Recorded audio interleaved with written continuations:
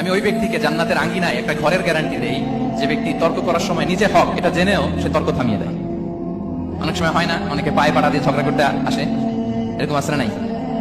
আপনি চুপচাপ দেখবেন একটা বাজে কমেন্টস করতেছে, আবার কমেন্টের নিচে কমেন্ট, আবার গালি, হ্যাঁ আছে না এরকম?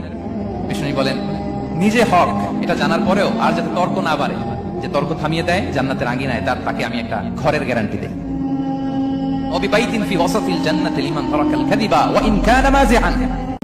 আর ওই ব্যক্তিকে আমি জান্নাতের মাঝখানে একটা ঘরের গ্যারান্টি দেই যে ব্যক্তি কৌতুক করার সময়ও মিথ্যা পরিহার করে। করতেছে কৌতুক, ফান করতেছে, হিজ কিডিং, পান করে, কৌতুক করে, কিন্তু কৌতুকের সময় সে মিথ্যা বলে না। এই স্বভাব যাদের, তাদেরকে আমি জান্নাতের মাঝ বরাবর একটা ঘরের গ্যারান্টি দেই। এরপর বিষ্ণু কি বলেন দেখেন, তিনি বলেন ওয়াবি বাইতি ফি আ'লাল জান্নাতি লিমান হাসানা খুলুকাহু। আর জান্নাতের একটা হাইস্ট পিক অফ প্যারাডাইস, জান্নাতের সর্বোচ্চ স্তরে আমি একটা ঘর বা একটা বাসভবনের গ্যারান্টি ওই ব্যক্তিকে দেই যে তার আচরণটা সুন্দর করেছে, যে সুন্দর আচরণের অধিকারী হয়েছে, তাকে জান্নাতের হাইস্ট পিকে আমি একটা বাসভবনের গ্যারান্টি দেই। তাহলে বলেন তো আমাদের আচরণটা সুন্দর করার দরকার আছে না নাই? এটা খুব ছোটখাটো একটা আমল, তাই না? কথা বলেন দক্ষিণ কোরিয়া প্রবাসী ভাইরা, আওয়াজ করে বলেন এটা কি ছোট আমল?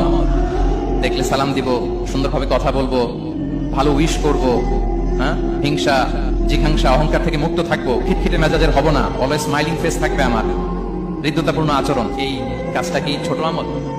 আওয়াজ করে বলেন এই আমলটা কি ছোট না বড়?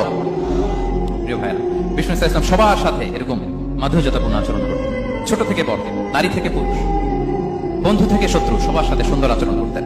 এবং তার এই চমৎকার আচরণে মুগ্ধ হয়ে তার অনেক শত্রু মুহূর্তে তার বন্ধুতে পরিণত হয়েছে।